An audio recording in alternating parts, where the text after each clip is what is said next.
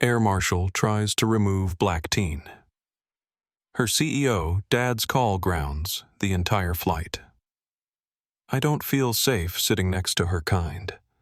Elizabeth Harrington's voice sliced through the first-class cabin, deliberate and loud enough for everyone to hear. She wasn't whispering into her phone. She wanted an audience. She wanted witnesses to validate what she saw as an intrusion into her world. A 17-year-old girl, a genius on her way to change the world, sits in the first-class seat she earned. A flight she's been dreaming of. But for some, her presence is a crime. A bitter passenger, a dismissive flight attendant, and a hardened federal officer converge on her seat. Their prejudice a storm cloud in the pressurized cabin. They demand she move. They demand she surrender her dignity. They believe they have all the power. They have no idea she is about to make a single phone call that will not just empty her seat, but ground the entire 300-passenger airplane. This isn't just a story about a flight. It's about the moment power prejudice and a father's love collided at 30,000 feet, leaving a trail of ruined careers in its wake. Have you ever been judged solely by your appearance? Ever walked into a room and felt the weight of assumptions pressing down on you before you even spoke? If you've experienced the sting of prejudice or witnessed the quiet violence of discrimination, drop your experiences in the comments below. And if you believe justice should be blind but isn't always, hit that subscribe button and share this video. In exactly 47 minutes, not just a seat, but an entire 300-passenger aircraft will be grounded. 3 careers will end, and 1 corporation will face a billion-dollar reckoning. 10:17 a.m. First-class cabin, Denver International Airport. The scent of premium leather and subtle air freshener was the first thing Nia Roberts noticed. It was a stark contrast to the chaotic energy of Denver International's Terminal B, a human river of frantic energy she had just navigated.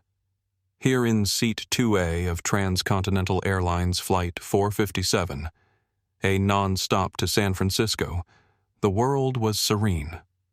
The seat was less a seat and more a personal pod, a cocoon of beige upholstery and polished chrome that whispered of exclusivity. At 17, Nia was no stranger to air travel, but this was different. This was her first time flying solo in first class. It was a graduation gift from her father, Marcus, but it was also a practical necessity. Tucked into the oversized carry-on at her feet was a prototype for a neural interface. She had designed this delicate piece of equipment worth more than the car she'd be learning to drive next year. The flight wasn't just a journey. It was the first leg of her future. In San Francisco, she was set to begin a 3-month fellowship at the prestigious Horizon Applied Sciences Incubator, a place where teenage prodigies were given millions in funding to turn their wildest ideas into reality. Nia's neural interface promised to revolutionize how people with severe disabilities could communicate, potentially giving voice to those who had been silenced by their conditions. Nia was a creator, a builder. Her world was one of code circuits and the elegant logic of machine learning.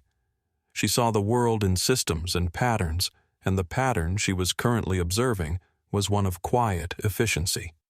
A flight attendant with a warm smile and a name tag that read, Sophia had already offered her a pre-departure drink. She'd chosen sparkling water with lime, and the low hum of the Boeing 787's auxiliary power was a soothing mantra. She pulled out her tablet, not to watch a movie, but to review the final lines of her presentation code. Her fingers danced across the screen, her brow furrowed in concentration. She was in her element, a focused island of intellectual rigor in a sea of opulent calm. Marcus Roberts's words echoed in her mind from their conversation the previous evening. You've earned your place at every table you sit at, Nia. Never let anyone make you feel you have to apologize for being there. Her father had built his digital security empire, Nexus Digital Security, from nothing, facing doubters and barriers at every turn. He'd taught her that dignity wasn't requested, it was claimed. The memory of their dinner last night remained sharp in her mind. Marcus had taken her to their favorite restaurant, a small Ethiopian place they'd been going to since she was little. Between bites of injera and Doro Wat, he'd leaned forward and said, "Tomorrow you fly first class. Not because I can afford it, but because you deserve it. Remember when I took that first business trip to Japan?" Nia nodded. She'd been 10, and it was the first time he'd been gone for more than a day. I sat in economy squeezed between two executives who never once looked me in the eye. They assumed I'd gotten on the wrong plane. The flight attendant checked my ticket 3 times. He smiled the kind of smile that masked an old wound, but I didn't say a word. I just sat there, did my work, and proved them wrong by existing. That's the last time I let anyone decide where I belong. Nia adjusted her simple black hoodie, running her fingers along the edge of her tablet. Her braided hair was pulled back in a neat bun, her only accessories a pair of small diamond studs, a gift from her father when she won her first coding competition at 13. She dressed for comfort for herself, not to meet the expectations of others. But she knew even at 17 that her presence in certain spaces was seen as an intrusion by some. Her father had prepared her for this reality without letting it define her. The delicate equilibrium was disturbed by a sharp, perfumed sigh. Nia looked up from her tablet to see a woman in her mid-50s maneuvering a rigid, oversized designer handbag into the overhead bin above seat 2B, directly across the aisle. The woman was impeccably dressed in a tailored cream-colored pantsuit. Her blonde hair was coiffed into a helmet of immovable perfection. A Rolex gleamed on her wrist, and a string of pearls adorned her neck. Her face, however, was soured into a mask of faint disapproval as her eyes swept over Nia. It was a look Nia had seen before, a look that assessed her dark skin, her neatly braided hair, her simple but stylish hoodie and jeans, and concluded that they did not belong in this environment. The woman's gaze lingered for a fraction of a second too long, a silent audit that found Nia wanting. Elizabeth Harrington was not having a good day. As Senior Vice President of Sales at Westbrook Pharmaceuticals, she was accustomed to controlling her environment. Her morning had begun with an email from the board questioning her division's numbers, followed by a spilled coffee on her original blouse, forcing her to change into her backup outfit kept at the office for emergencies. Now she was running late for an important meeting in San Francisco, and the airline had the audacity to seat her across from this. A teenager in a hoodie. In first class. Her first class. "Excuse me," Elizabeth said, her voice crisp and carrying an unearned authority. She wasn't speaking to Nia, but to the air around her as if summoning a subordinate. Miguel Sanchez, a younger flight attendant with an anxious-to-please demeanor, hurried over. His uniform was perfectly pressed, but his eyes darted nervously around the cabin. At 26, he was still relatively new to the job, having joined TransContinental just 6 months ago. "Yes, ma'am. Can I help you with that?" he offered, gesturing to the still-open bin. "I can handle my own bag, thank you," she snapped before lowering her voice to a conspiratorial yet clearly audible whisper. "I just want to be sure everything is in order in this cabin. There seems to be some confusion about the seating." She flicked her eyes pointedly toward Nia. Miguel glanced between them, unsure how to respond. "Is there a problem with my seating assignment?" he asked, trying to sound professional. "Well," Elizabeth replied, adjusting her pearls, "I just find it unusual to see certain types of passengers in first class. Perhaps you could verify her ticket." Miguel swallowed hard, his discomfort visible. "All passengers are seated according to their purchased tickets, ma'am." Elizabeth, taking his uncertainty as agreement, continued in that same stage whisper. "I mean, standards must be maintained, don't you think?" As she settled into her seat, Elizabeth pulled out her phone and began thumbing through emails. 3 years ago, she had interviewed for a director position at Nexus Digital Security. The interview had gone poorly. The position required technical knowledge she didn't possess, and the salary was less than she was making at Westbrook. She'd been insulted when they'd sent a polite rejection letter. She hadn't recognized the Roberts name, but something about the girl's confident posture reminded her of that humiliation. Elizabeth didn't consider herself prejudiced. She would never use that word. She considered herself a realist, someone who understood the natural order of things. And in that natural order, girls like the one across the aisle didn't sit in first class, unless they were celebrities or athletes, neither of which this one appeared to be. It was in Elizabeth's mind simply a matter of patterns and probabilities, and probably a mistake that would soon be corrected. Chapter 24. A.M. Boarding nearly complete. Nia felt a familiar hot knot tighten in her stomach. She refused to look over. She kept her eyes fixed on her tablet, the lines of Python code suddenly seeming like a foreign language. She could feel Elizabeth's stare as a physical weight on her shoulder. She told herself to ignore it. This woman was just a random data point of unpleasantness, in a world full of it, an anomaly in the system. Miguel, the flight attendant, glanced from Elizabeth to Nia, his inexperience showing. He was a deer in the headlights caught between a demanding passenger and a potential conflict he clearly didn't know how to handle. "All passengers have been boarded according to their tickets, ma'am," he stammered. Behind his professional smile, Miguel's thoughts raced.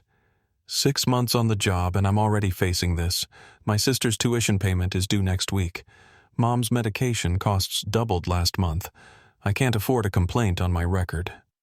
The pressure crushed down on his shoulders like a physical weight. "Really?" Elizabeth said, her voice dripping with skepticism. She finally settled into her seat, pulling her seatbelt tight with a series of sharp, angry tugs. "Because it's my understanding that first class is for paying customers, not guests, or people who've wandered into the wrong section." The insinuation was as thick and suffocating as the cabin air before the filtration system fully kicked in. Nia's fingers tightened on her tablet. She knew she had two options. She could shrink, make herself small and invisible, and pray the woman would lose interest, or she could hold her ground. Her father's voice echoed in her mind, a memory from a conversation they'd had just last week. "You've earned your place at every table you sit at, Nia. Never let anyone make you feel you have to apologize for being there." For a fleeting moment, she considered giving in, taking the path of least resistance, moving to another seat if available, or even requesting a downgrade to economy. The thought of spending 6 hours next to this woman's quiet hostility was exhausting. The burn of injustice flared hot in her chest, quickly replaced by a cooler, more determined resolve. No, this was exactly what people like Elizabeth Harrington counted on, that their targets would choose invisibility over confrontation. She took a slow, deliberate breath, closed her tablet, and placed it in the seat-back pocket. Then she turned her head and met Elizabeth Harrington's icy gaze with a calm, steady one of her own. "Is there a problem?" Nia asked, her voice even and clear, betraying none of the turmoil inside her. The directness of the question seemed to momentarily startle Elizabeth. She blinked, her pursed lips tightening further. "I was just expressing a concern about airline security and seating integrity." She deflected, wrapping her prejudice in the sterile language of corporate policy. One can't be too careful these days. Before Nia could respond, Sophia Reynolds, the senior flight attendant, arrived. Her presence was a balm of professionalism. She had overheard the exchange from the galley and recognized the situation immediately. At 38, with 15 years of experience, she had seen this scenario play out many times before. "Ms. Harrington, is everything all right with your seat?" Sophia asked, her tone polite but firm, subtly reclaiming control of the situation from Miguel. "My seat is fine," Elizabeth replied, gesturing with a flick of her wrist towards Nia. "I'm just not convinced hers is." Sophia turned to Nia, a hint of apology in her eyes. "Miss, may I see your boarding pass for a moment just to clear this up for the other passenger?" The knot in Nia's stomach tightened into a painful fist. It was humiliating. She was being audited publicly because this woman had decided she didn't look the part, but she also understood Sophia was trying to de-escalate. Arguing would only make it worse. With methodical precision, she reached into her bag, pulled out the crisp paper of her boarding pass, and handed it to Sophia. Sophia glanced at it, her expression unchanging. "Thank you, Miss Roberts," she said pointedly, using Nia's name as she handed it back. She then turned to Elizabeth. "As you can see, the passenger in 2A is ticketed for this seat. Everything is in order. We will be closing the cabin door for departure in just a few moments." Sophia's words were final. She gave Elizabeth a smile that didn't quite reach her eyes and retreated towards the front of the cabin. For a moment, there was silence. Nia felt a small wave of relief. It was over. She was wrong. In the third row just behind them, Dr. Amir Patel adjusted his glasses and silently observed the interaction. A professor of civil rights law and author of several books on transportation discrimination, he recognized what was happening immediately. Without drawing attention to himself, he carefully positioned his phone to record the scene. In his experience, documentation was often the only defense against prejudice. "This feels familiar," he whispered to himself. "I've documented 47 similar incidents on commercial flights in the past year alone. This data will be invaluable for my research." The air in the cabin grew thicker, charged with an electricity that made the hairs on Nia's arms stand on end. The ventilation system hummed softly, pushing recycled air through the confined space. Outside the windows, ground crews moved in choreographed efficiency, preparing the aircraft for departure. Inside, a different kind of performance was unfolding. For people like Elizabeth Harrington, it was never over. She had been publicly contradicted, and her sense of superiority was wounded. Elizabeth pulled out her phone, her thumbs tapping furiously across the screen.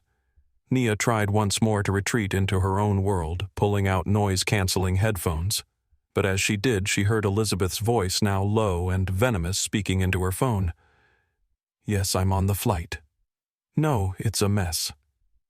There's a person up here who is being very aggressive and confrontational. The flight attendants aren't doing anything.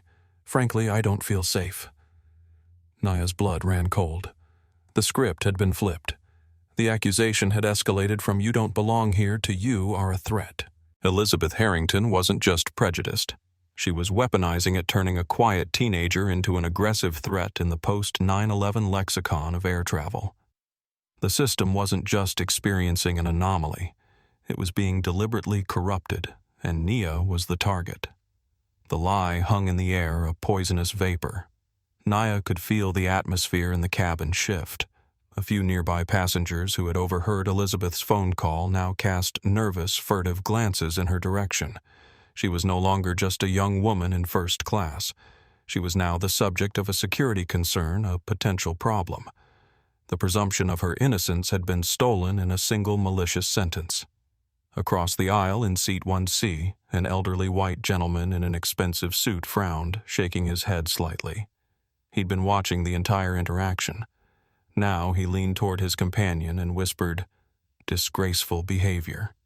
That poor girl hasn't done a thing." Behind Nia, in row 3, a middle-aged Latina woman caught her eye in the reflection of the window and gave her a small encouraging nod, a silent gesture of solidarity. However, 2 businessmen in row 4 were now watching Nia warily, one whispering to the other. "Maybe we should say something to the crew." The seeds of suspicion had been planted, and they were beginning to take root in some minds. An older woman with a Republican Party pin on her lapel nodded in agreement with Elizabeth, muttering, "Standards used to mean something in this country."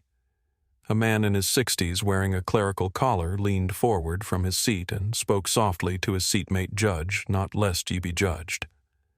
"This isn't what our faith teaches us." His companion, an elderly woman with a cross necklace, nodded in agreement, her eyes troubled as she watched the scene unfold. "Doctor." Patel continued his discreet recording, making sure to capture Elizabeth's false claims and the divided reactions of the other passengers. Nia removed her headphones, the silence of the cabin now more deafening than any music. She looked to Sophia, who was busy with pre-flight checks near the cockpit door, seemingly unaware of this new escalation. Miguel, however, had heard it. He stood frozen near the galley, his eyes wide, looking at Nia, as if seeing her for the first time through Elizabeth Harrington's distorted lens. 10:31 a.m. 15 minutes since boarding began. Elizabeth ended her call with a dramatic snap of her clutch purse. She flagged down Miguel as he passed. "Young man," she said, her voice now filled with a manufactured tremor of fear.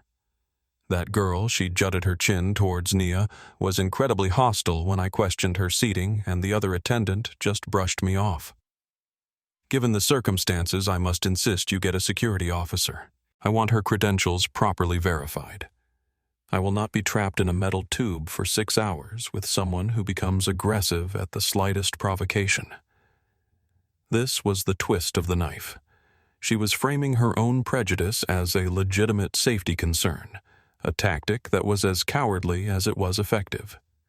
She was using the very systems designed to protect passengers as a tool of harassment. Miguel, utterly out of his depth, swallowed hard. "Ma'am," the other flight attendant confirmed her ticket. "Confirmed a piece of paper," Elizabeth scoffed. "In this day and age, that's not enough. I want a federal officer to check her ID against the manifest. It's standard procedure when a passenger is causing a disturbance." "But she hasn't caused a disturbance," Miguel whispered, casting a desperate look at Nia. Her hostile reaction was the disturbance. Elizabeth insisted, her voice rising. "Are you refusing to act on a passenger security concern? I will be taking your name and employee number." The threat worked perfectly. Miguel's face paled. The fear of a formal complaint of a black mark on his record outweighed his fledgling sense of duty.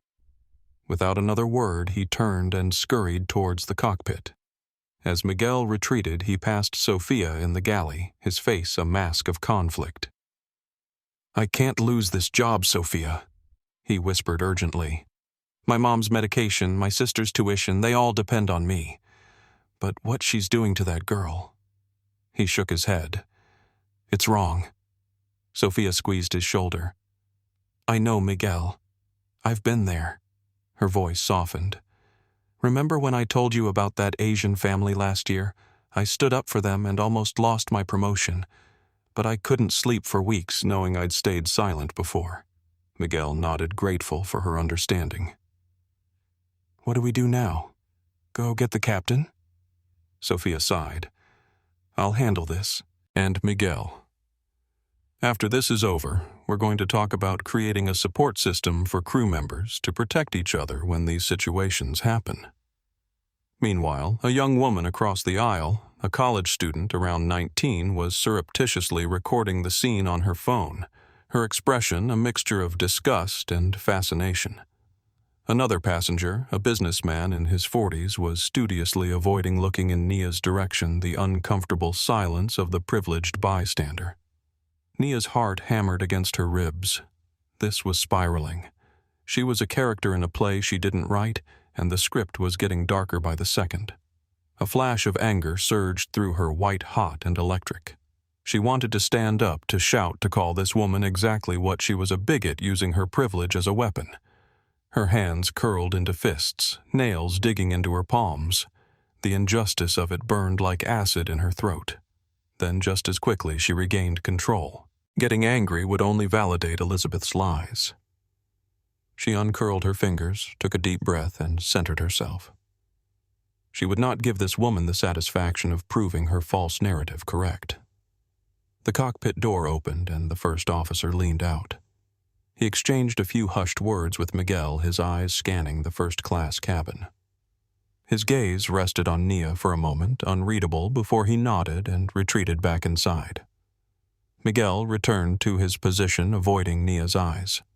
He whispered to Sophia, who glanced at Nia with a mixture of pity and resignation. The whispers spread like a virus through the cabin crew. A moment later, the gentle cabin chimes were replaced by a firm announcement from the flight deck. "Ladies and gentlemen, this is Captain Wilson. We apologize for the slight delay. We are dealing with a minor cabin issue and have asked for ground personnel to assist. We appreciate your patience and expect to be on our way shortly." A minor cabin issue. That's what she was. A problem to be solved. A thing. The humiliation was a physical sensation, now a hot flush that spread from her chest to her cheeks. She wanted to be invisible, to shrink into the luxurious upholstery of seat 2A until she disappeared completely. But then she thought of her father, of the prototype in her bag, of the fellowship waiting for her. She had done nothing wrong. She would not be erased. She squared her shoulders and met the curious and suspicious stares of the other passengers with a calm she didn't feel. The jet bridge, which had just begun to pull away, groaned as it re-docked with the aircraft. The cabin door hissed open. A gate agent and a uniformed officer stepped inside. But it wasn't an airport police officer. Nia recognized the insignia and the severe, no-nonsense demeanor immediately. This was a federal air marshal. He was a tall, broad-shouldered man in his 40s, with a military-style haircut and a face that looked like it had been carved from granite. His name tag read R. Collins. He bypassed the flight attendants completely and walked directly to Elizabeth Harrington's seat, his presence sucking the remaining oxygen out of the cabin. "Ma'am, I'm Officer Collins. I'm told you have a security concern," he said, his voice a low, gravelly rumble that commanded attention. Elizabeth launched into her performance, pointing a trembling finger at Nia. "Yes, officer. This person became extremely agitated and aggressive when I simply asked about the seating arrangements. Her ticket seems questionable and her whole demeanor is threatening. The flight staff refused to take it seriously. I'm afraid for my safety and the safety of this flight." Officer Collins didn't even glance at Sophia, who was standing beside him, her mouth open in disbelief. He didn't ask for her side of the story or consult the captain. He turned his full, intimidating attention on the 17-year-old girl in seat 2A. His eyes were cold flat and utterly devoid of curiosity. They were the eyes of a man who had already made up his mind. He saw not a teenage girl, a student, a gifted inventor. He saw the aggressive and threatening subject of a complaint. He saw a problem to be removed. "Miss," he began, his voice leaving no room for argument.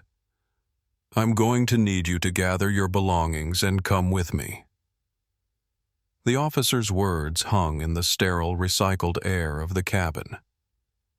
"I'm going to need you to gather your belongings and come with me." It wasn't a request.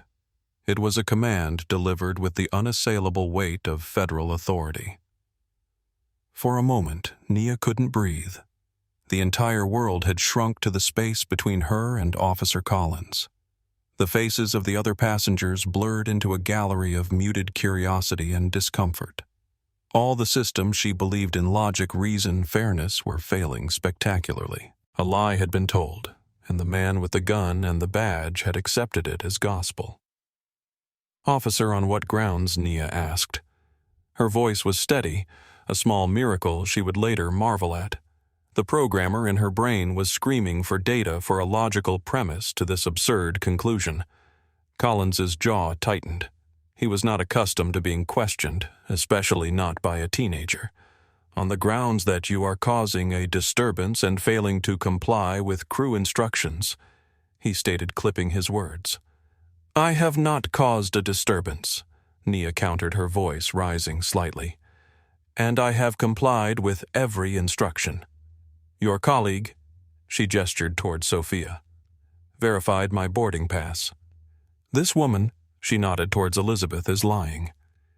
Sophia Reynolds stepped forward, her face a mask of professional courage. "Officer Collins, I am the lead flight attendant for this cabin. I can confirm that Miss Roberts has been polite and cooperative. Her ticket is valid."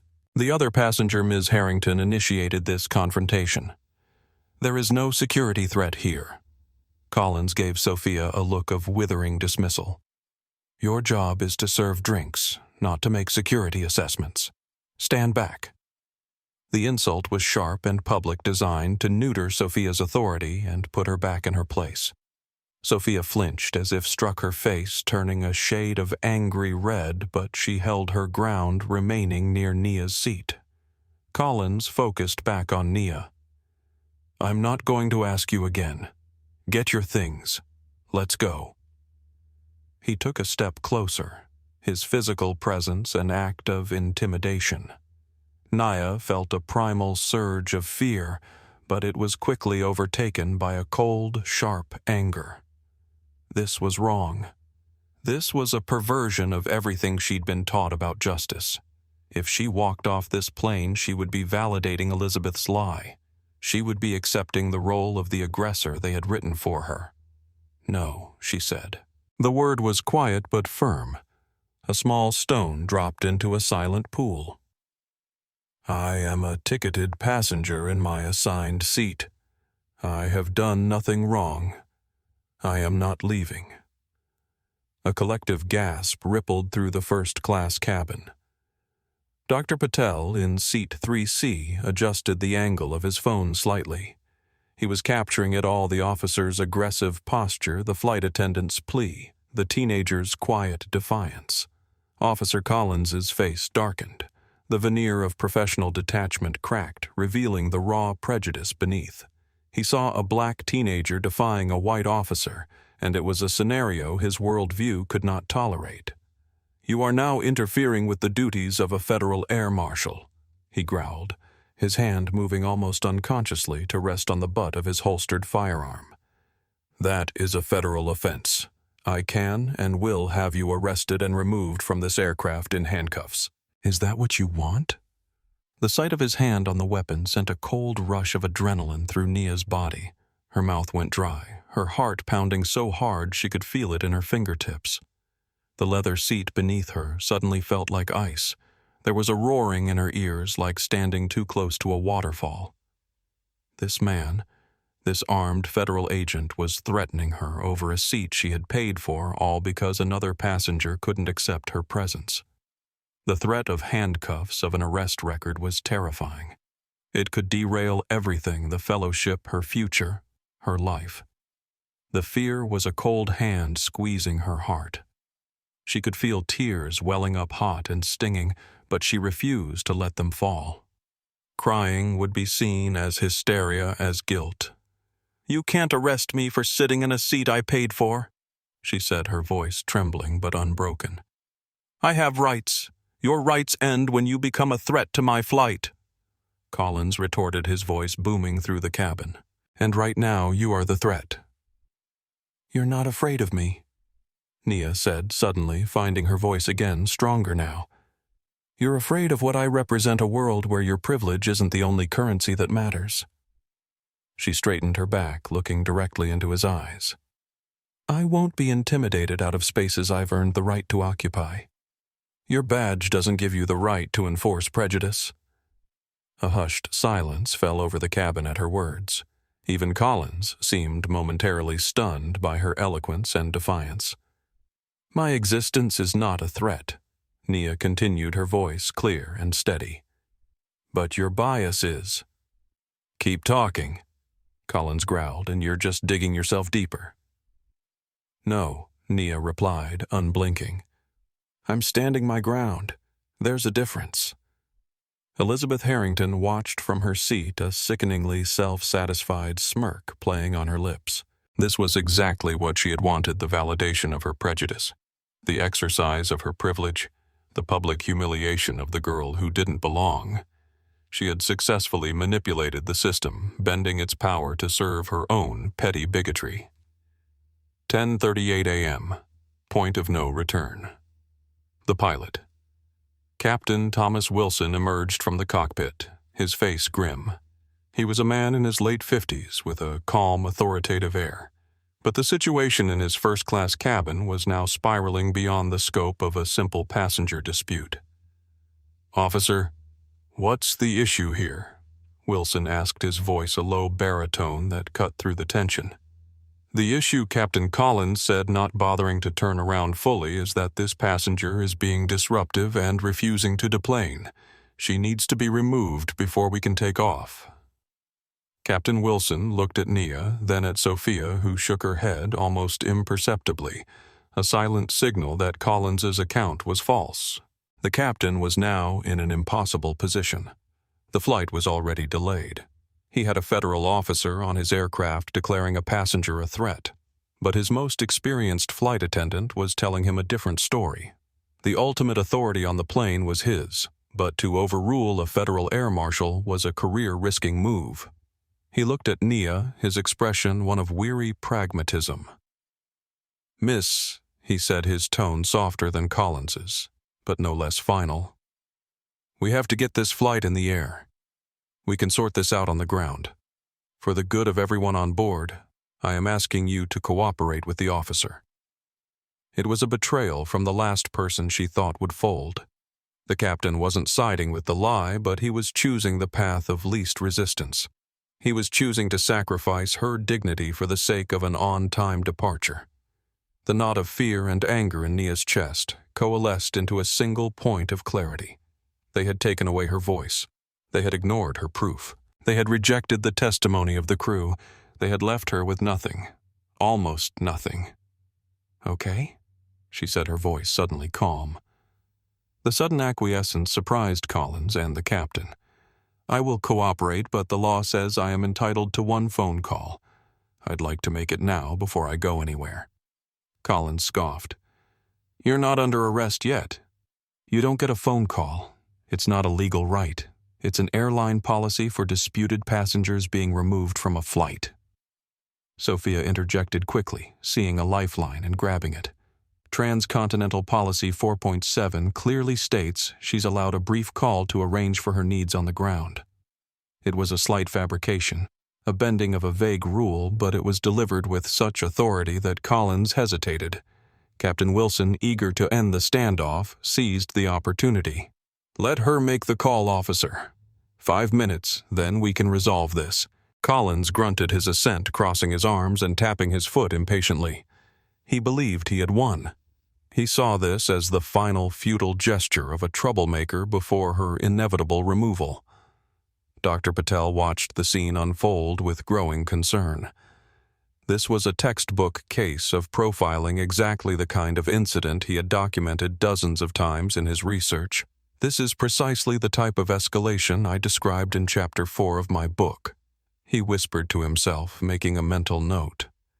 The performance of authority as a substitute for actual justice. The fact that it was happening to a minor made it even more troubling. He continued recording, making sure to capture the faces of all involved. The passengers in economy class were growing restless. The delay was now approaching 20 minutes, and rumors were beginning to circulate about some kind of security issue in first class. A few craned their necks trying to see what was happening, but the privacy divider between cabins blocked their view. Elizabeth Harrington sat back, a look of triumph on her face. She had done it. She had reclaimed her space, asserted her dominance over this interloper. The fact that it had escalated to a federal officer removing the girl was unfortunate, but necessary. After all, rules existed for a reason, and people needed to learn their place. Nia pulled out her smartphone. Her hands were shaking, but her fingers were steady as she navigated to her contacts. She ignored the texts from her friends asking if she'd boarded yet. She went straight to the top of her favorites list, the one marked with a star. She pressed the call button. The phone rang once, twice. Then a calm, familiar voice answered. "Nia B. Everything okay? You should be taking off." "Hi, Dad." Nia said, her voice breaking just a little. "Not exactly. I have a problem." And as Officer Collins and Captain Wilson stood by impatiently and Elizabeth Harrington watched with glee, Nia Roberts began to explain the situation to her father. Marcus Roberts was in his office on the 58th floor of a Manhattan skyscraper, a room with panoramic views that usually calmed him. He had been reviewing quarterly threat assessment reports, a litany of digital phantoms and corporate espionage attempts. When his phone rang with Nia's picture on the screen, he had smiled, expecting a quick call before she powered down for her flight. The smile vanished as he listened. His daughter's voice, usually so full of confidence and spark, was strained, trembling on the edge of tears, but held in check by sheer force of will. He listened without interrupting as she laid out the facts with the clinical precision he had taught her. The woman in 2B, the false accusations, the flight attendant who tried to help the arrival of an air marshal named Collins, the pilot's request for her to leave, and the ultimatum. With every word, a cold, tectonic fury built deep within him. Marcus Roberts was a man who had built a global digital security empire from nothing. He had faced down hostile boardrooms, outmaneuvered corporate raiders, and negotiated with governments. He understood power not just in the form of money, but in the form of information and leverage. The one thing in the world he was truly vulnerable to was the well-being of his child. And these people, these strangers on an airplane, were hurting his child. His first instinct was primal. He wanted to roar, to threaten to unleash the full force of his considerable resources on this Officer Collins, but he smothered it instantly. Rage was a blunt instrument. This situation required a scalpel. 25 years earlier, Marcus had been detained by a mall security guard who had accused him of shoplifting. He'd been 19, a brilliant computer science student at MIT wearing sweatpants and a hoodie. The guard had never checked the receipt in his bag. He'd been paraded through the mall in handcuffs only to be released 2 hours later when the store manager confirmed he'd paid for the programming book. No one had apologized. No one had been punished. Marcus had been expected to simply accept the humiliation as a cost of existence. That night, he'd made a promise to himself. If he ever had the power to change that equation to make the cost of humiliation fall on the perpetrators rather than the victims, he would use it without hesitation or mercy. That moment had arrived. "Nia," he said, his voice a paradigm of calm. "Listen to me very carefully. Are you on speaker? No, Dad. Put me on speaker. Hold the phone up so the officer and the captain can hear me clearly." Nia did as she was told.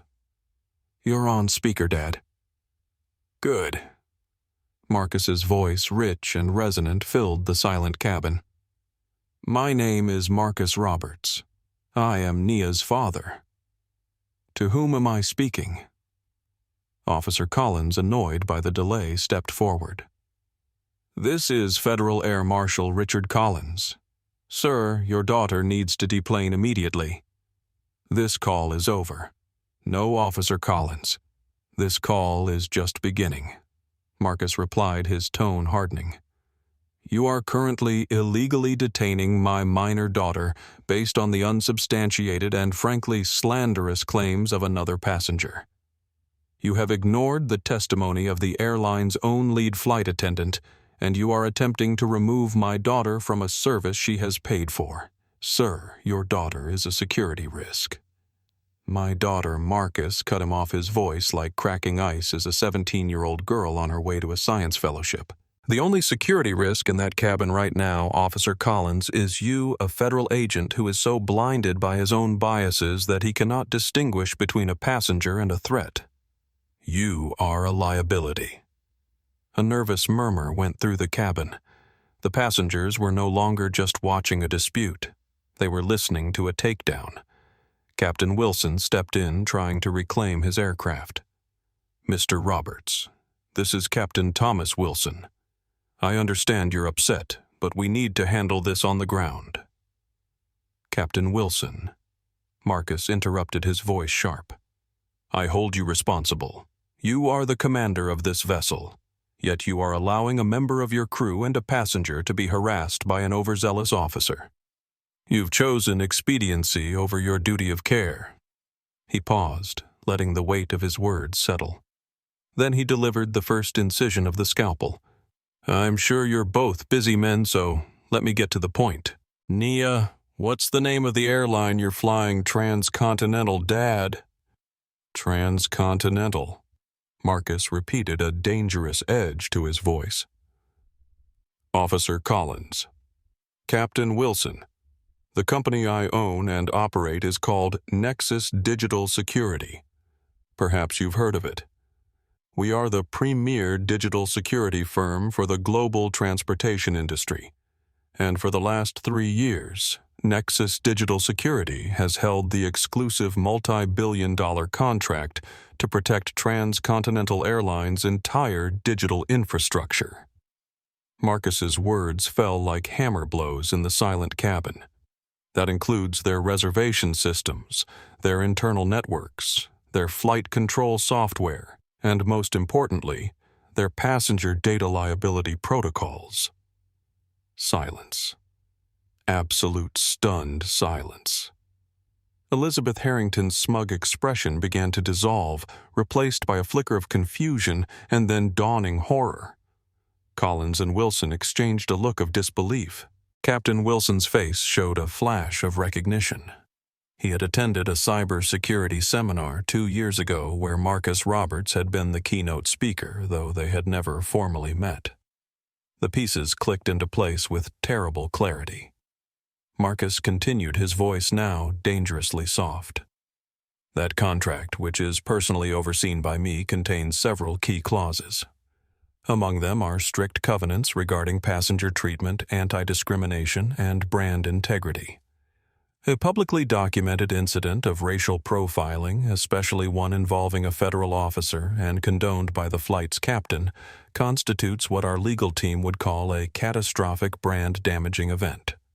It is a material breach of our service agreement. He let that sink in for a moment. He wasn't just a rich dad complaining. He was the man who held the keys to their kingdom, and he was explaining in precise legal and financial terms how they had just violated the terms of their partnership. "So here is what is going to happen," Marcus stated, his voice devoid of any emotion except for absolute certainty. "You are not going to lay a hand on my daughter. You are not going to speak another word to her. Captain Wilson, you will return to your cockpit, and you will wait for a call from your CEO, Howard Davidson, a man I have on speed dial, Officer Collins.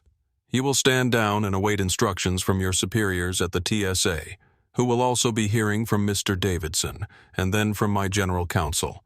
My daughter will remain in her seat. This aircraft will not be going anywhere until this is resolved to my satisfaction." Marcus's voice sharpened to a razor edge. "Today, you tried to remove my daughter from a seat. Tomorrow I'll remove you from your career." He took a breath. "Nia, sweetie, is that all clear?" "Yes, Dad," Nia whispered, a single tear of relief finally tracing a path down her cheek. "Good. Stay on the line. I'm making another call now." Nia held the phone, the speaker still on. The silence in the cabin was broken only by the faint hum of the ventilation. Officer Collins stood frozen, his face pale, his mask of authority shattered. Captain Wilson looked like he had seen a ghost. Elizabeth Harrington had shrunk into her seat, her face ashen, trying to become invisible. The entire power dynamic on the aircraft had just been inverted by a single phone call. The prejudice had collided with a system of immense and now deeply personal corporate power, and the prejudice was about to be obliterated. 10:42 a.m. The moment everything changes. The second call was brutally efficient. Nia and everyone in the first-class cabin could hear the faint tinny ringing from her phone speaker, followed by an alert professional voice. "Howard Davidson." "Howard, it's Marcus Roberts." Marcus's voice was back to its calm boardroom tone, but it was underlined with steel. "Marcus, to what do I owe the pleasure? I trust our Q3 projections are looking solid." Davidson's voice was jovial, the sound of a man who believed he was talking to a valued business partner. "We have a problem, Howard, a 5-alarm fire. I'm on the phone with my 17-year-old daughter, Nia. She's currently in seat 2A on your Flight 457 from Denver to SFO, and she's being threatened with arrest by a federal air marshal, while your captain stands by and watches." There was a moment of dead air on the other end. The joviality vanished, replaced by a sharp intake of breath. "What, Marcus?" "That's impossible. There must be a mistake. The only mistake, Howard," Marcus said coolly, "will be yours if you don't handle this in the next 90 seconds. My daughter has been racially profiled by another passenger. Your crew failed to de-escalate, and a federal officer is now threatening to put her in handcuffs because she refused to be illegally removed from her seat. I have this entire interaction on an open line. It is being recorded." Nia glanced at Dr. Patel, who gave her a subtle affirmative nod. His own phone still discreetly pointed forward. "The officer's name is Richard Collins. The captain is a Mr. Wilson." Marcus continued his words like hammer blows. Howard, as per Section 12, subsection B of our agreement, I am officially flagging this incident as a critical security and liability failure. An agent of the federal government is acting in an unstable and biased manner on your aircraft. I no longer have confidence in the security of that plane. Furthermore, my daughter, a minor, is in a state of extreme distress due to the actions of your employees and this officer. This is a clear violation of your duty of care. Marcus, please. Davidson's voice was strained, panicked. Let me get my head of operations on this. We'll sort it out. We'll apologize to your daughter. We'll offer compensation. We're past apologies, Howard. We're in the realm of consequences, Marcus said, his voice dropping. Here is my demand. The flight is not to take off. My daughter is not to be moved or spoken to any further. You will have your senior-most executive at Denver meet her at the gate with a full security detail to escort her to a private lounge. You will arrange for a private jet to take her to San Francisco as soon as it can be fueled. It was an audacious demand, a clear demonstration of power. A private jet. Marcus, that's the opening offer, Howard Marcus said flatly. The alternative is that my legal team files an injunction in the next 30 minutes citing the material breach of contract. We will suspend all Nexus services to TransContinental pending a full federal investigation. Think about what happens to your airline tomorrow morning when the markets open and news breaks that your digital security provider, the best in the world, has declared your entire system a liability. Your stock will be in free fall by 9:31 a.m. Your choice. It was checkmate.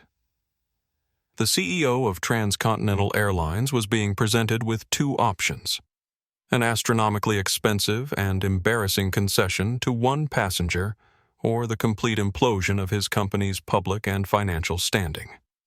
The silence on the line stretched for what felt like an eternity. Officer Collins was sweating now, beads of moisture visible on his forehead. Captain Wilson had his eyes closed as if trying to will himself away from the career-ending disaster unfolding in his cabin. Finally, Davidson's voice came back defeated. I understand. Consider it done, Marcus.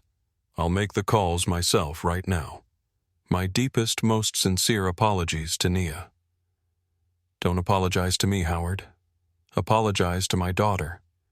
And more importantly, fix your company, Marcus said, then disconnected the call. Nia's phone returned to her conversation with her father. Dad, she whispered, overwhelmed. It's okay now, Nia B. It's over. Someone will be there for you shortly, he said, his voice finally softening, the paternal warmth returning. I'm so sorry you had to go through that. We'll talk more soon. I love you. I love you too, Dad. The call ended. For a moment, the cabin remained in a state of suspended animation. Then the captain's phone buzzed. He answered it, his face turning even paler as he listened. He spoke only 2 words. Yes, sir. He hung up and turned to face the first-class cabin, his expression grim. He looked at Officer Collins, then at Elizabeth Harrington, with a gaze of pure, unadulterated fury. Then he turned to the intercom, his hand shaking slightly as he pressed the button. Ladies and gentlemen, this is your captain speaking.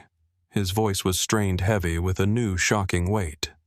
Due to an unforeseen and non-negotiable security concern that requires a full review of our operating protocols, TransContinental Flight 457 has been canceled. A wave of groans and angry shouts erupted from the back of the plane.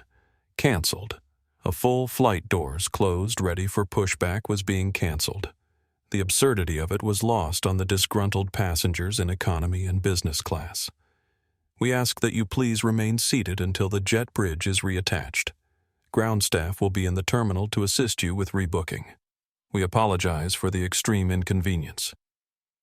The announcement was a bomb that detonated the fragile peace of the aircraft. Chaos erupted. People were yelling, demanding explanations. Flight attendants, looking utterly bewildered, tried to calm the passengers. But in the first-class cabin, there was a different kind of chaos. It was the quiet, devastating chaos of lives and careers imploding in real time. 10:52 a.m. The power balance inverts. Officer Collins, the immovable object of authority just minutes before, looked lost. He fumbled for his phone, his hands trembling too much to unlock it. Elizabeth Harrington was hyperventilating, her face a mask of pure terror. She had poked a bear only to discover it was a dragon. Her petty act of malice had grounded a 300-person intercontinental flight. She was no longer a victim. She was the cause of a multi-million-dollar incident. Amidst the pandemonium, Nia Roberts sat quietly in seat 2A. She watched the fallout, the shock waves of her father's call spreading through the metal tube. She didn't feel triumphant. She didn't feel vindictive. She just felt tired. And for the first time since this whole nightmare began, she felt safe. The jet bridge thumped against the fuselage, the sound of a rescue she never should have needed. The deplaning process was a study in contrasts. For the passengers in economy and business, it was a chaotic, infuriating ordeal. They shuffled off the plane into the terminal, grumbling about missed connections and ruined plans to be met by overwhelmed gate agents offering hotel vouchers and rebooking options. They were the collateral damage, unaware of the specific drama that had scuttled their journey. For the first-class cabin, it was a slow, deliberate extraction. Airline officials, led by a stone-faced woman in a sharp suit, the Denver station manager, Victoria Ramirez, boarded the aircraft before anyone was allowed to leave. Her eyes immediately found Nia. Miss Roberts. Ms. Ramirez asked, her voice a mixture of deference and extreme anxiety. "I'm Victoria Ramirez. On behalf of TransContinental Airlines, I am so sorry for what you have experienced. We have a private lounge ready for you. Please come with me." She pointedly ignored Officer Collins and Elizabeth Harrington. Two Port Authority police officers followed her onto the plane. They did not approach Nia. Instead, they stood sentinel at the front of the cabin. As Nia gathered her things, her hands still shaking slightly, the adrenaline now wearing off, leaving her fingers trembling like autumn leaves. Sophia, the lead flight attendant, touched her arm gently. "I am so sorry," she whispered. Her eyes filled with genuine remorse and anger. "I've already requested to file a full incident report. If you need a witness for anything, here's my personal number." She discreetly passed Nia a slip of paper. "Thank you." Nia said the words, feeling inadequate. "No, thank you," Sophia replied softly. "For standing your ground, for showing Miguel what courage looks like." She glanced at her younger colleague who was watching them with a mixture of shame and awe. We both needed to see that. Dr. Patel, the businessman from 3C, paused as he passed her in the aisle. He leaned in and spoke in a low voice. "I have the entire thing on video." The thing she said, the officer. Everything. I will be sending it to the airline and to the news media. What they did was not right. He gave her a respectful nod and continued on his way. Dr. Patel, Nia said, recognizing him suddenly. "You're Dr. Amir Patel, the civil rights professor who wrote Invisible Barriers. I read your book for my social studies thesis." The academic's eyes widened in surprise, then crinkled with a warm smile. "Indeed I am. And now I've witnessed firsthand what I've only documented secondhand. Your courage today was remarkable, Miss Roberts. Would you consider allowing me to include this incident, anonymously of course, in my upcoming research? It illustrates perfectly how seemingly neutral security protocols can be weaponized to enforce social hierarchies." "Yes," Nia nodded. "If it helps prevent this from happening to someone else, I'm all for it." Nia walked off the plane, escorted by Ms. Ramirez, leaving the wreckage behind her. She didn't look back. Once she was gone, the atmosphere shifted. Ms. Ramirez turned to the Port Authority officers. "Officer Collins and Ms. Harrington are to be escorted to separate interview rooms. Their statements are required for our internal investigation and the federal inquiry that will be following. They are not to leave the airport." The word inquiry landed like a stone. Elizabeth Harrington began to sob, a pathetic theatrical display that earned no sympathy. It was a misunderstanding. I was just concerned, she wailed as an officer gently but firmly guided her by the elbow. Officer Richard Collins said nothing. The color had completely drained from his face. As a federal agent, he knew what an inquiry meant. It meant his career was at minimum on hold. More likely it was over. He had operated on instinct on a lifetime of ingrained biases and had picked a fight with the one person on that plane he could not afford to cross. He was escorted off his broad shoulders, slumped in defeat. The authority he had wielded so brutally just 30 minutes earlier had evaporated completely. In the terminal, the contrast continued. Regular passengers milled about in frustrated confusion, forming long lines at customer service desks, arguing for compensation and alternate flights. Most of them cast annoyed glances at the private lounge where Nia had been whisked away, assuming it was filled with privileged elite passengers getting preferential treatment. They had no idea that behind those frosted glass doors, a 17-year-old girl was at the center of a corporate hurricane. Inside the lounge, Nia sat in a plush armchair sipping a cup of tea that had been pressed into her hands. The shock was starting to wear off, leaving behind a strange mixture of relief, anger, and unease. She was grateful for her father's intervention, but there was something deeply troubling about the entire sequence of events. Miss Roberts, Ms. Ramirez said, sitting across from her, "I want to personally assure you that what happened today is being taken with the utmost seriousness. Mr. Davidson has dispatched our corporate jet to take you to San Francisco as soon as possible. It's being fueled now and should be ready within the hour." Nia nodded, still processing. Additionally, Ms. Ramirez continued, her voice hushed with professional awe. "Your father has requested that we secure your prototype during transit. We've arranged for specialized handling to ensure it reaches the Horizon facility safely." Of course they had. The mention of her father sent a complex wave of emotions through Nia. Pride, gratitude, but also a nagging discomfort. What would have happened if she had been just any other 17-year-old black girl? What if her father hadn't been Marcus Roberts of Nexus Digital Security? What if she had been the daughter of a teacher, a nurse, a factory worker? The answer was brutally clear. She would have been marched off that plane, possibly in handcuffs. Her protestations would have meant nothing. Her future would have been imperiled by an arrest record. The prototype, her dream, would have been damaged or confiscated. All because a woman in seat 2B decided she didn't look like she belonged in first class. Her phone buzzed with a text from her father. "Everything okay, Victoria? Taking care of you?" She texted back, "Yes. Thank you for what you did."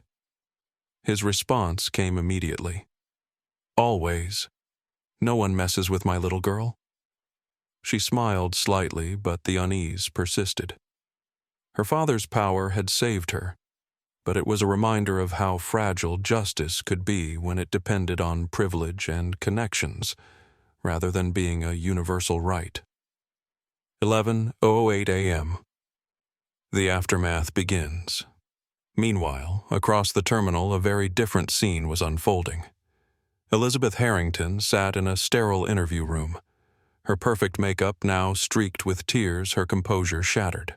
Across from her sat two stern-faced airline security officials and a legal representative. The recording of her phone call, where she falsely claimed Nia was aggressive and threatening, had been replayed for her. Her attempts to explain away her words as a misunderstanding were met with stony silence. Ms. Harrington, the legal representative, said, her voice clinical and detached, "The evidence suggests you knowingly made false statements that triggered a security response. These actions resulted in the cancellation of a flight with 300 passengers, costing the airline approximately $350,000 in direct expenses, not including the substantial reputational damage." Elizabeth's face crumpled. "I was just concerned." "You were not concerned," the representative cut her off. "You were prejudiced, and you weaponized that prejudice in a way that created a substantial liability for this airline. We are currently evaluating our legal options regarding civil damages. The blood drained from Elizabeth's face. Civil damages, lawsuits, financial ruin. The full weight of her actions was finally sinking in. Furthermore, the security official added, "Your name has been added to our no-fly list effective immediately and indefinitely. You will not be flying on TransContinental Airlines or any of our code-share partners in the future." Elizabeth's eyes widened in horror. "You can't do that. I travel for work. I need what you need." "Miss Harrington is a lawyer," the representative replied coolly, and perhaps some serious self-reflection. A moment of recognition flickered across her face. "Roberts. Wait. Marcus Roberts. I interviewed for a position at Nexus Digital Shield 3 years ago. They rejected me." The security officials exchanged glances. This was a new and troubling dimension to her behavior. "Is that why you targeted his daughter?" The representative asked, her voice hardening. "No, I didn't know. I swear I didn't." Elizabeth broke off, the realization of how deep a hole she had dug for herself finally hitting home. In another room, Officer Richard Collins was facing an even more severe reckoning. His superior, a stone-faced senior agent from the Air Marshal Service, who had been flown in from Washington, D.C., sat across from him. On the table between them lay Collins's badge and service weapon. 20 years.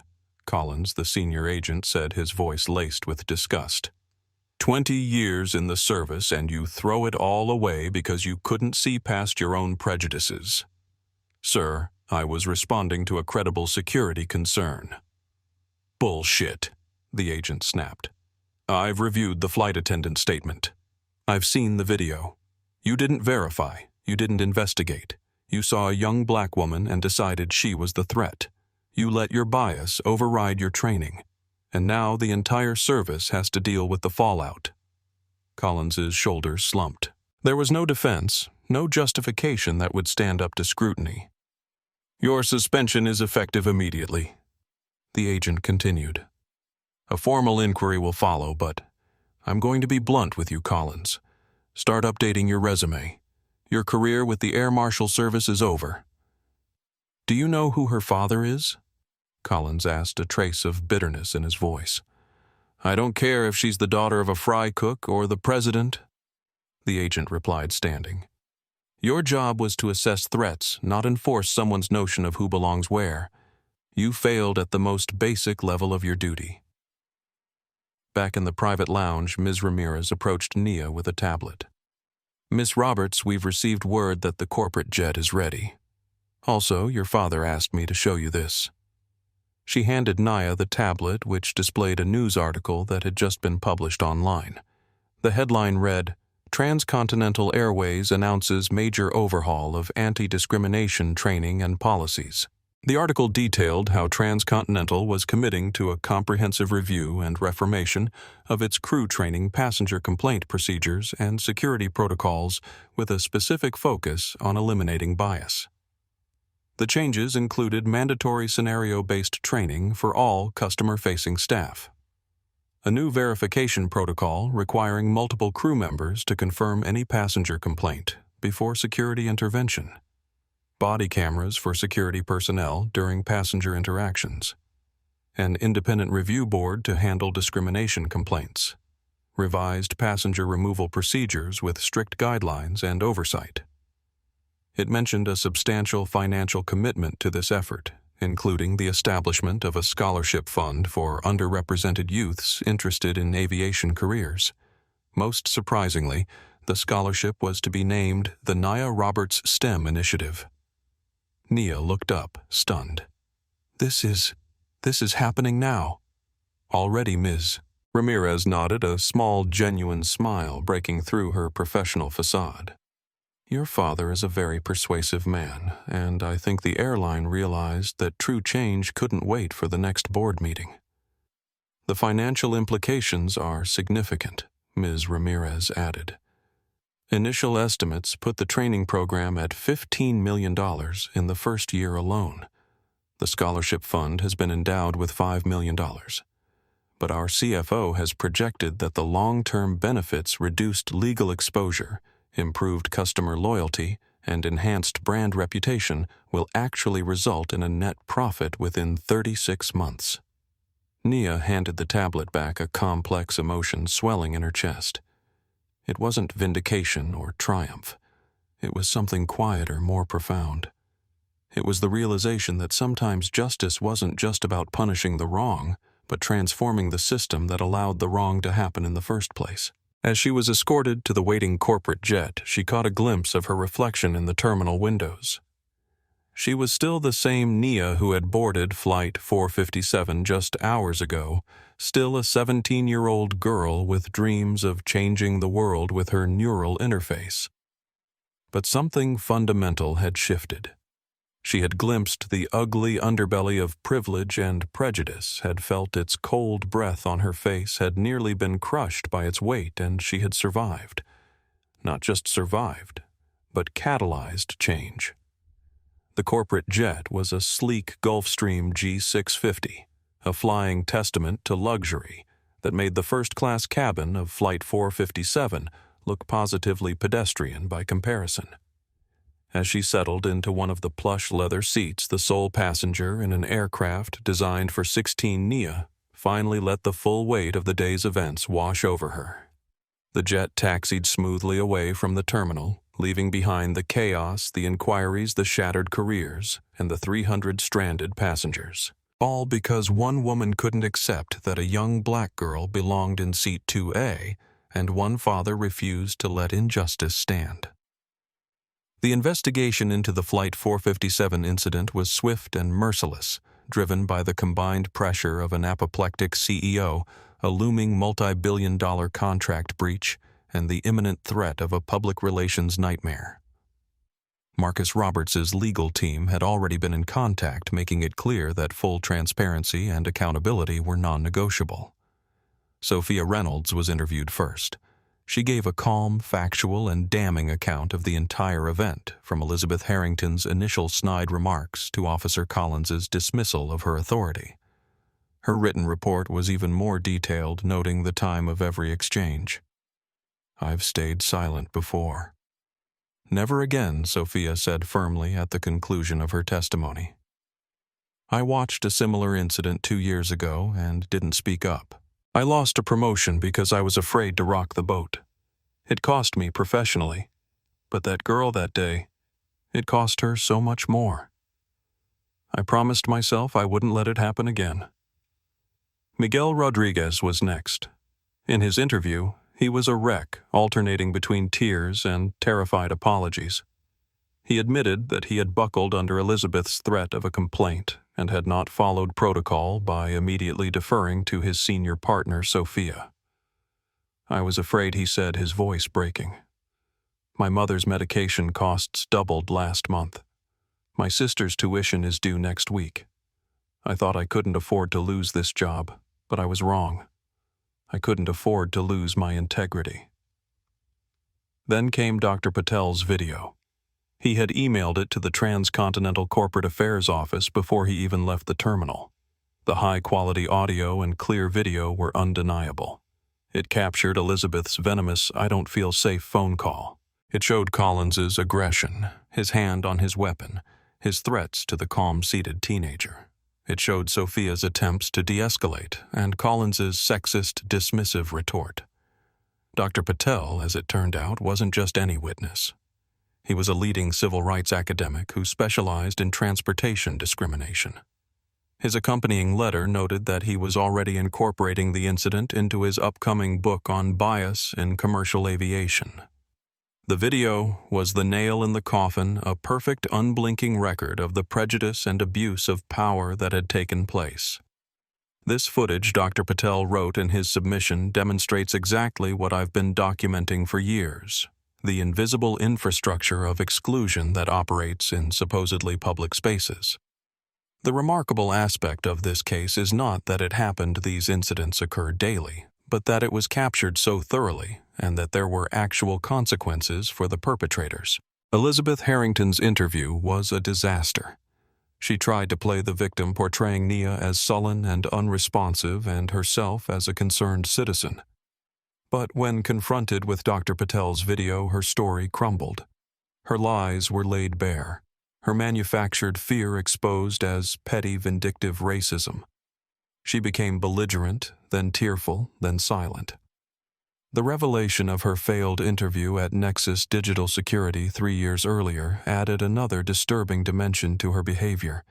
While she insisted she hadn't recognized Marcus Roberts' name or made the connection to Nia, investigators remained skeptical. The coincidence seemed too perfect. Even if true, it didn't matter. Her behavior had been inexcusable regardless of motive. After the interviews, Elizabeth's life began to unravel with alarming speed. The next morning, her phone rang. It was her boss at Westbrook Pharmaceuticals, the chief operating officer. "Elizabeth, I need you in my office immediately," he said, his tone colder than she had ever heard it. "I'm in Denver," she replied. "My flight was... Can I know where you are and why?" he interrupted. "It's all over Twitter." First class. Karen is trending nationally, and your name and our company are being dragged through the mud. Get back to New York by whatever means necessary. Her blood ran cold as she hung up. She hadn't considered that aspect, the public humiliation, the digital record that could follow her forever. She booked an overpriced ticket on another airline flying economy class, the irony not lost on her. By the time she arrived in New York the next day, it was too late. She was met at the office by security, who escorted her to a conference room where HR was waiting with termination papers. 22 years at the company gone in a 10-minute meeting. "Your actions directly contradict our company values," the HR director said mechanically. "We cannot and will not be associated with such behavior." Westbrook Pharmaceuticals was in the midst of a major diversity initiative and could not afford to have an executive publicly exposed as racially biased. The viral video of Elizabeth demanding that a black teenager be removed from first class was toxic. She was given 30 minutes to clean out her desk under supervision. Former colleagues averted their eyes as she passed. By afternoon, her company email was deactivated, her access cards disabled, her office reassigned. The spiral continued. 2 days after the incident, she returned to her Upper East Side apartment to find a letter from the board of her co-op. Her presence in the building was causing reputational concerns. Neighbors had complained. Would she consider selling her unit? Her friends stopped returning calls. Invitations were rescinded. Her sister in Connecticut asked her not to visit for a while, just until this blows over. But it didn't blow over. The Internet's memory was long, and Elizabeth Harrington's moment of unfiltered prejudice was preserved forever in high definition. Any Google search of her name would now bring up the incident as the top result. She became unemployable in her field. Executive recruiters who had once courted her now ignored her emails. The civil suit from TransContinental was the final blow. The airline's lawyers had calculated the precise cost of the canceled flight, the rebooking of 300 passengers, the hotel accommodations, the PR damage control, and the corporate jet provided to Nia. The total came to just over $1.2 million. Elizabeth's attorney advised her to settle. "They have a rock-solid case, Ms. Harrington. The video alone is damning. We can try to negotiate the amount, but if this goes to court, you will lose, and the amount could be much higher. Her life savings, her retirement accounts, her investment portfolio, all of it would be wiped out. She would have to sell her apartment, move to a cheaper city, start over in her 50s with a toxic digital footprint following her wherever she went. All because she couldn't accept that a black teenager had a right to sit in first class." In the months that followed, Elizabeth went through a profound personal crisis. The loss of her career, social standing, and financial security forced her to confront the beliefs that had led to her downfall. At first, she was bitter and defensive, convinced she was the victim of cancel culture and political correctness.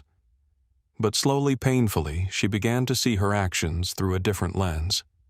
She started therapy initially to deal with the depression that followed her public shaming, but the process evolved into something deeper.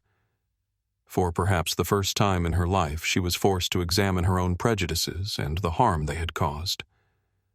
I had to lose everything to see what I'd become, she would later write in a personal essay.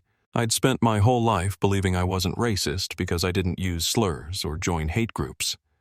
But there I was on video trying to remove a young woman from a space simply because I didn't think she belonged there. It would take 2 years of self-examination therapy and education before Elizabeth would emerge as a changed person. The journey was neither quick nor easy, but it was genuine. She would eventually channel her experience into a book titled Confronting My Bias, which documented her journey from privileged ignorance to painful awareness. The hardest part, she wrote in the book's introduction, was recognizing that my actions that day weren't an aberration. They were the logical conclusion of beliefs I'd held my entire life.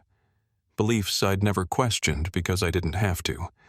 That's the insidious nature of privilege. It allows you to move through the world without ever having to examine the assumptions that shape your reality. The book unexpectedly became a valuable tool for anti-bias training programs. Elizabeth's raw honesty about her own failings resonated with other white professionals who recognized aspects of themselves in her story. Her fall from grace became a cautionary tale that actually helped advance the very cause she had once undermined. Richard Collins stood before his bathroom mirror at 5:30 a.m. staring at a reflection he barely recognized. 3 weeks had passed since Flight 457. His face looked older, the lines deeper, the shadows under his eyes permanent. Today was the day of the hearing that would formally end his career. The suspension had been immediate, but the bureaucracy of termination moved more slowly. He had been ordered to appear before a disciplinary panel to make a final statement before the official verdict was handed down. His hands shook as he knotted his tie. In 20 years as a federal air marshal, he had never once had to draw his weapon. He had prided himself on his ability to assess threats quickly and accurately. But in 10 minutes with Nia Roberts, he had revealed a fundamental flaw in that assessment process, a bias so deep he hadn't even recognized it until it was laid bare in the harsh light of Dr. Patel's video. The night before his wife Sarah had finally said what he hadn't been able to admit to himself. "You treated that girl differently because she was black," she had said quietly as they sat on opposite ends of the couch. "And now you're paying the price. We're all paying the price." She was right. Their savings were dwindling. The mortgage payment was due next week. Their son's college tuition for next semester was in jeopardy. All because of a moment of prejudice that he couldn't take back. "I keep thinking about her face," he told his wife. She looked like Amara when she was that age." Amara was his niece, his brother's daughter, who had recently started college. If someone had treated Amara that way, he couldn't finish the sentence. The realization of his hypocrisy was too painful. At the hearing, he sat alone at a table facing 5 senior officials from the Air Marshal Service and the Department of Homeland Security. His union representative had advised him to simply apologize, accept responsibility, and hope for some remnant of his pension. Marshal Collins, the chairwoman, began. "We've reviewed the evidence in this case, including the video taken by Dr. Patel and the statements from airline personnel. Do you wish to make a statement before we render our decision?" Collins cleared his throat. For a moment, he considered pleading for his job, making excuses, claiming it was a simple misunderstanding. But as he looked at the stern faces before him, he knew it would be futile. And more importantly, it would be false. "I made a terrible mistake," he said, his voice hoarse. "I allowed bias to cloud my judgment. I intimidated a minor. I threatened a passenger who had done nothing wrong. I violated my oath and my training. There's no excuse for what I did, and I accept the consequences." The chairwoman nodded almost imperceptibly. "Mr. Collins, the panel has unanimously decided to terminate your employment with the Federal Air Marshal Service effective immediately. You will forfeit 80% of your pension benefits. Your security clearance is revoked. You are required to surrender all government property, including your credentials, before leaving this building. This hearing is adjourned." 20 years of service ended in a 90-second statement. Collins walked out of the building into the bright Washington sunlight, a civilian for the first time in 2 decades. That night, he received an email from a former colleague still with the service. The subject line read simply, "Changes." The body of the email explained that in direct response to the Flight 457 incident, the Air Marshal Service was implementing mandatory anti-bias training for all personnel. Body cameras would now be required during all passenger interventions. A civilian oversight committee was being formed to review complaints of discriminatory behavior. Collins's failure was becoming a catalyst for change, a case study in how not to perform the job. His name would never be mentioned, but his actions would be analyzed by every new recruit. He closed the email and stared at the blank screen. Then he opened a new search window and typed Richard Collins' resume. It was time to start over. His first 5 job applications went unanswered. His 6th for a night security position at a self-storage facility in Virginia resulted in an interview. The pay was less than a third of what he had made as an air marshal. The manager, a former police officer, recognized Collins's name from the news reports but hired him anyway. "Everyone deserves a second chance," he said as he handed Collins the employee handbook, "even if it's at the bottom of the ladder." As Collins put on the polyester uniform of a private security guard, he thought about Nia Roberts, about how close he had come to derailing her future because of his prejudice. He wondered if she knew what had happened to him, if she cared. He wondered if she understood that her refusal to surrender her seat had not just protected her dignity, but had forced an entire federal agency to confront its flawed practices. He clocked in for his first shift at 10 p.m., patrolling the quiet rows of storage units with a flashlight, a man invisible to the world, marked only by his mistakes. In the following months, Collins underwent his own transformation. The fall from federal agent to night watchman had been humbling, but it had also freed him from the institutional armor that had shielded him from examining his own biases. During the long, quiet nights patrolling the storage facility, he had time to think about his career, his actions, and the assumptions that had guided them. 6 months after Flight 457, he reached out to his pastor, a man he had avoided since his dismissal from the service. "I need to talk," he said simply. The conversation that followed lasted for hours, touching on issues of justice, forgiveness, and redemption. "You made a terrible mistake," Pastor Williams told him, "but it doesn't have to define the rest of your life. The question is, what are you going to do with this experience?" It was a question Collins had been asking himself. The answer came gradually. He began volunteering with a local youth program, mentoring teenagers from disadvantaged backgrounds.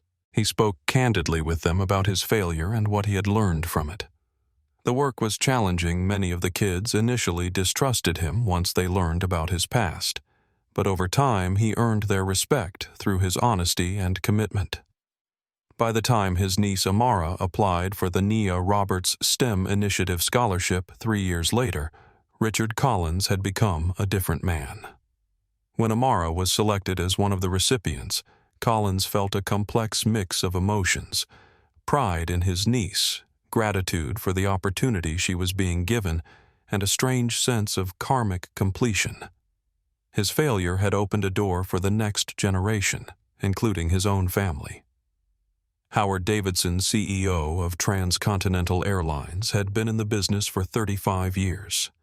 He had weathered economic downturns, terrorist attacks, fuel crises, and pandemics, but nothing in his experience had prepared him for the crisis triggered by Flight 457.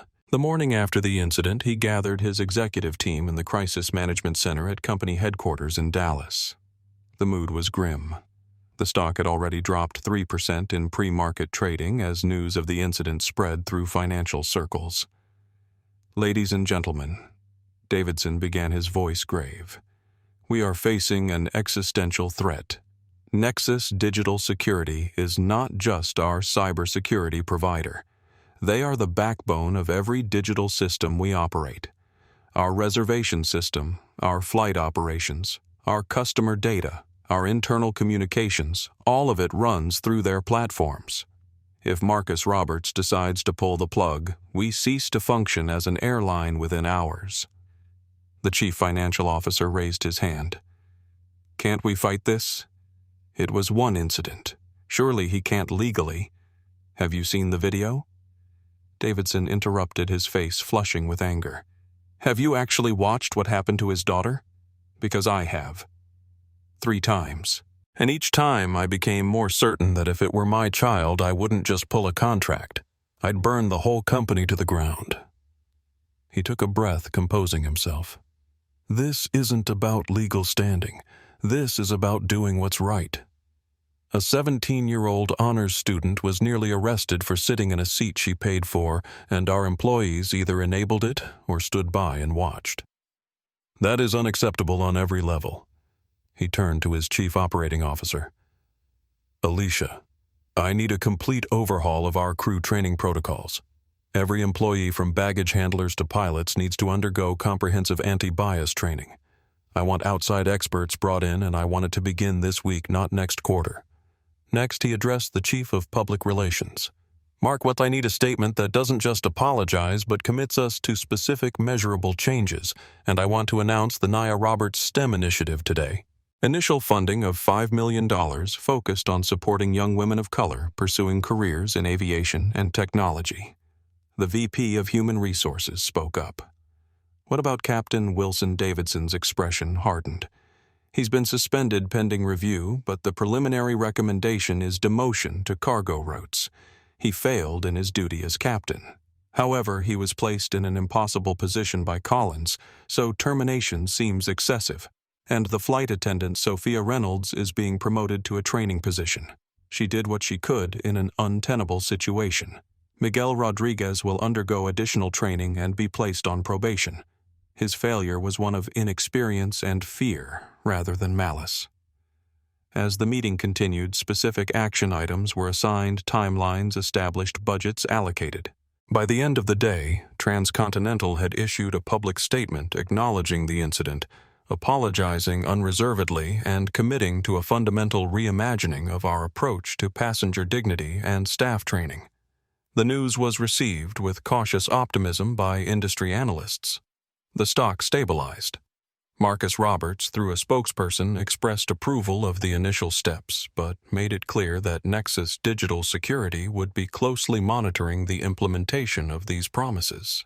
Within a week, TransContinental had engaged a leading diversity consultancy to redesign their crew training programs. Established the Nia Roberts STEM initiative with a public website and application portal. Revised their passenger complaint procedures to require verification by multiple crew members before security intervention. Implemented a new Fair Skies protocol that specifically addressed potential racial bias in first-class cabins. Created an anonymous reporting system for employees to flag discriminatory behavior by colleagues or passengers. The speed and comprehensiveness of these changes sent shockwaves through the airline industry. Other carriers, recognizing the potential for similar incidents and equally catastrophic consequences, began preemptively reviewing their own protocols. However, not everyone embraced these changes enthusiastically. The airline employees' union expressed concerns about additional responsibilities being placed on crew members without proper compensation. Some pilots' groups argued that the new protocols undermined captains' authority over their aircraft. A conservative media outlet ran a segment questioning whether TransContinental was overreacting to one misunderstanding, suggesting the airline was caving to woke pressure. A group calling itself Americans for Traditional Values announced a boycott of the airline, claiming it was pandering to political correctness. Davidson faced these challenges head-on. In a company-wide meeting, he addressed the resistance directly. I've heard the concerns. I've seen the headlines. And I understand that change is uncomfortable. But let me be absolutely clear, this is not about politics. This is not about being woke. This is about basic human dignity and doing what's right. It's also about business survival. We cannot and will not be an airline that allows paying passengers to be humiliated and threatened because of the color of their skin. He paused, looking around the room. And for those of you who think this is an overreaction to one incident, understand this. It's never just one incident. For every Nia Roberts with a powerful father and video evidence, there are hundreds of passengers who suffer in silence, who never fly with us again, who tell their friends and family about how they were treated. That's not just morally wrong, it's terrible business. The internal resistance gradually subsided as employees began to understand that this was not a temporary PR move, but a fundamental shift in company culture. The training programs, initially met with eye rolls and complaints about sensitivity training, earned grudging respect as they focused on practical scenarios and real-world skills rather than abstract concepts. Davidson's financial team had run the numbers, and the business case was clear.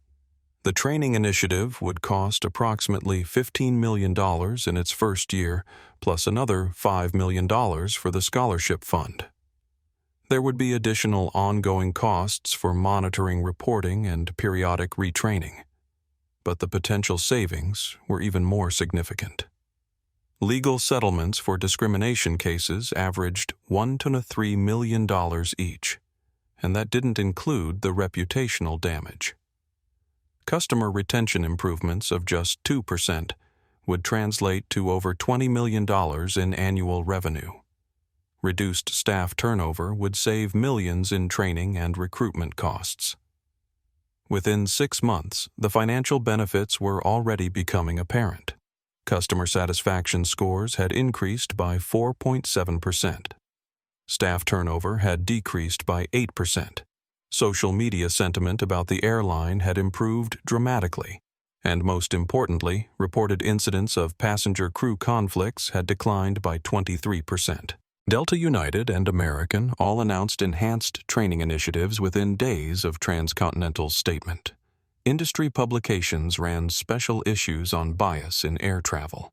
The TSA issued new guidelines for air marshals interacting with passengers. The impact wasn't limited to the United States. International carriers from Europe, Asia, and the Middle East began implementing their own anti-bias initiatives. British Airways established a passenger rights advisory board. Emirates Airlines created a multilingual customer respect training program. Lufthansa developed new protocols for resolving passenger disputes. What had begun as one woman's prejudice against one teenager had catalyzed a sea change in how an entire industry approached the concept of belonging and dignity in the shared spaces of air travel. 2 weeks after the incident, Howard Davidson received an unexpected message from Marcus Roberts. It was brief but meaningful, watching closely. Impressed so far. Don't stop. Davidson forwarded the message to his executive team with a simple addition. This is just the beginning. Nia's arrival at San Francisco International Airport was a stark contrast to her departure from Denver. A TransContinental executive met her at the private aviation terminal, escorting her to a waiting luxury SUV with tinted windows. Her prototype, carefully handled by white-gloved staff, was secured in a custom container and placed gently in the vehicle. The drive to the Horizon Applied Sciences incubator in Silicon Valley was quiet. Nia watched the Bay Area landscape pass by her mind, still processing the whirlwind of the morning. At the Horizon campus, a cluster of sleek modern buildings set against rolling hills. Dr. Gabriela Morales was waiting. The program director, a brilliant neuroscientist in her mid-40s, greeted Nia with a warm embrace that surprised her with its sincerity. "Nia, I'm so glad you're here safely," Dr. Morales said. "We were horrified to hear what happened. Please know that you're among friends now." News of the incident had already reached Horizon.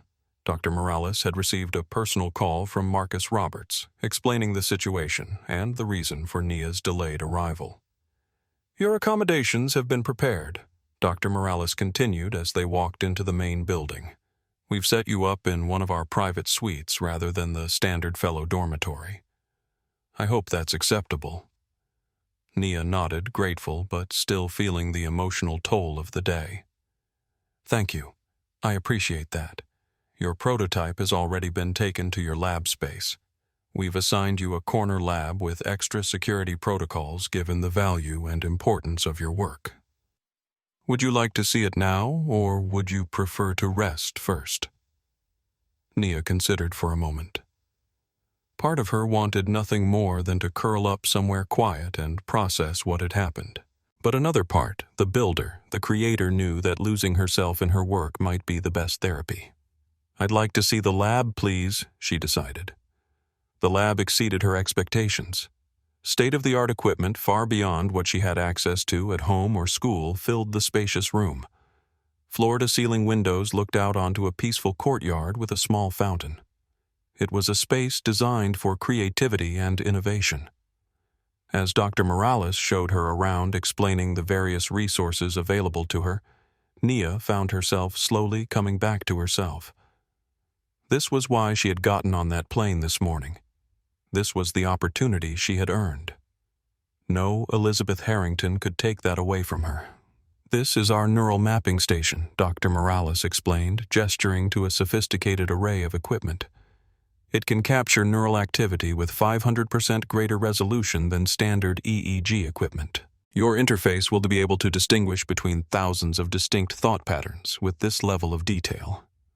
Nia ran her fingers over the equipment, her mind already racing with possibilities. The quantum processing chip I've developed uses a proprietary algorithm to translate neural signals into digital commands, she explained. With this level of resolution, we could potentially map emotional states, not just conscious thoughts. Dr. Morales nodded, impressed. The applications would be revolutionary. Not just for those with physical disabilities, but for anyone who struggles to communicate their internal experience. Nia looked up, a new idea forming. Dr. Morales, have you ever considered how this technology might be used to document experiences of discrimination? The neural patterns associated with being unfairly judged or excluded might be distinct enough to create objective evidence. Dr. Morales tilted her head, intrigued. That's not an application we've considered, but it's fascinating. An objective neural record of subjective experiences could have profound implications for legal and social justice contexts. Exactly, Nia said, her voice growing stronger with excitement.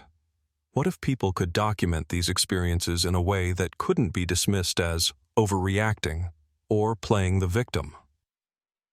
Later in her suite, Nia finally had a proper video call with her father. Marcus's face filled her laptop screen, his eyes searching hers for signs of lingering distress. "How are you holding up, Nia B?" he asked, his voice gentle. "I'm okay, Dad," she replied, offering a small smile that didn't quite reach her eyes. "The fellowship is amazing. Dr. Morales is brilliant, and the resources here are beyond anything I expected." Marcus nodded, but his gaze remained intent. "And how are you really?" The question hung in the air, an invitation to drop the brave face. Nia felt her carefully constructed composure begin to crack. "I keep thinking about it," she admitted, her voice smaller now. "Not just what happened, but what could have happened. If you hadn't been who you are, if you hadn't had that leverage. But I am. And I did," Marcus said firmly. "That's the world we live in, Nia. Power recognizes power. It shouldn't be that way, but it is." "That's what bothers me," Nia said, a hint of her usual intensity returning. "Justice shouldn't depend on who your father is or what company he owns. It should be a right, not a privilege." Marcus's expression softened with pride. "You're right. And that's why I didn't just stop at getting you off that plane. We're making changes, Nia. Real ones. I've been thinking about a new application for the neural interface," she told him, her eyes brightening. "What if we could use it to objectively document experiences of discrimination? Create records that couldn't be dismissed or denied?" Marcus leaned forward, intrigued. "Tell me more," As they talked, bouncing ideas back and forth, Nia felt the weight of the day's events begin to lift. Her father had protected her when she needed it, but now she was finding her own way to fight back, not with power or privilege, but with innovation and empathy. In the weeks that followed, Nia threw herself into her work at the fellowship, but the psychological impact of Flight 457 lingered. She found herself experiencing unexpected anxiety when boarding other flights for weekend visits home. She became hyper-aware of how people reacted to her presence in upscale restaurants and exclusive spaces. Sometimes she would wake from dreams in which Collins was dragging her off the plane in handcuffs. Her voice silenced her father's number, mysteriously missing from her phone. Recognizing that she needed support, Nia started working with a therapist who specialized in racial trauma. Simmons helped her process the complex emotions that had followed the incident. Fear, anger, guilt over the privilege that had saved her, and even shame for having needed rescue. "What happened to you was a form of violence," Dr. Simmons explained during one of their sessions. "Not physical violence, but the violence of erasure, the attempt to remove you from a space you had every right to occupy. That leaves marks, even if they're not visible." Over time, Nia learned to integrate the experience into her sense of self without letting it define her. The anger she had felt transformed into a steady determination to create change. The fear evolved into a heightened awareness that she channeled into her work. Even the guilt became productive as she thought about ways to extend her privilege to others. "You didn't ask for your father's power or position," Dr. Simmons reminded her. "But you can choose how to use the advantages you have. That's not something to feel guilty about, it's something to be intentional about." This perspective shaped Nia's approach to her fellowship and her research. She wasn't just developing a neural interface anymore. She was creating a tool that could give voice to those who were routinely silenced, whether by physical disability or societal prejudice. The trauma never completely disappeared, but it became part of her story rather than a defining wound. One more experience that informed her understanding of the world and her place in it. 1 week after Flight 457, Marcus Roberts sat in his Manhattan office reviewing a detailed report from his legal team. The document outlined the changes TransContinental Airlines had implemented so far, the commitments they had made for the future, and the metrics by which these efforts would be measured. It was impressive. Howard Davidson had not simply paid lip service to reform, he had initiated a fundamental restructuring of how his airline handled passenger interactions. The training protocols were being completely redesigned. The passenger complaint procedures now required multiple verifications before security intervention. The Nia Roberts STEM initiative was already accepting applications. But Marcus knew that change within a single airline, even a major one like TransContinental, wasn't enough. The problem was industry-wide, perhaps even society-wide. And he was in a unique position to influence that broader landscape. He picked up his phone and dialed a number. After 2 rings, a woman answered. "Aisha Carter's office. This is Marcus Roberts for Ms. Carter. Is she available?" There was a brief pause, then the line clicked.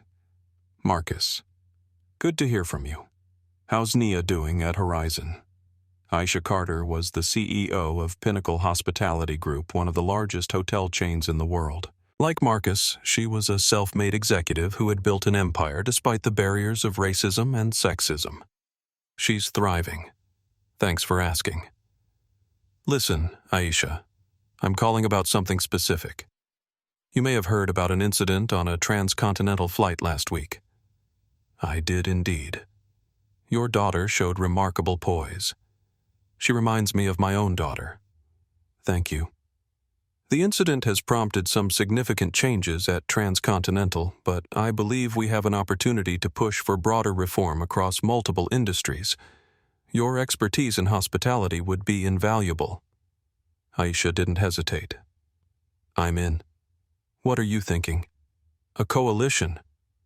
CEOs from transportation, hospitality, retail, major service industries where these interactions occur daily.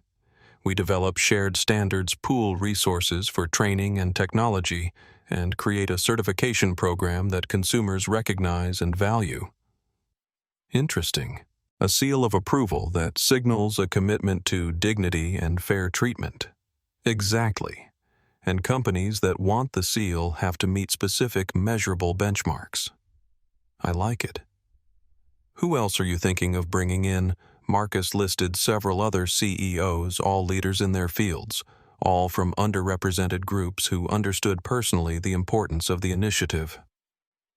Let me make some calls, Aisha said. I think you'll find more support than you might expect.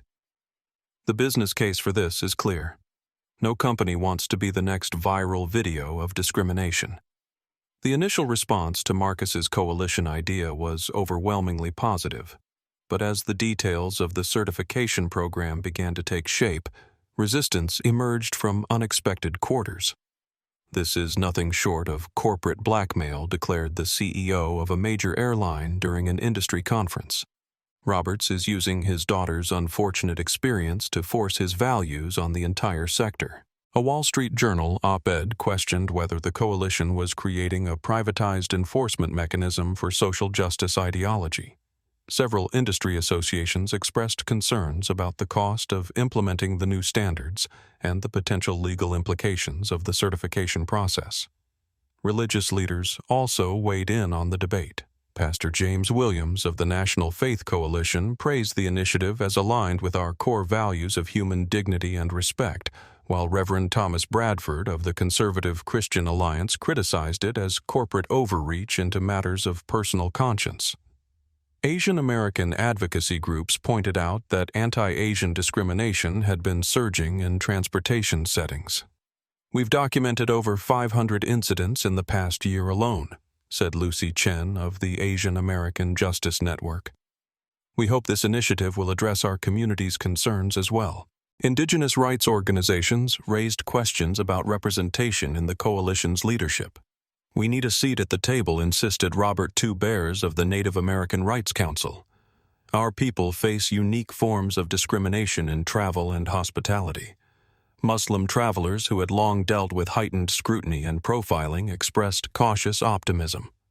If this leads to actual changes in how security protocols are implemented, it could make a real difference for our community, said Fatima Ahmed of the Council on American Islamic Relations.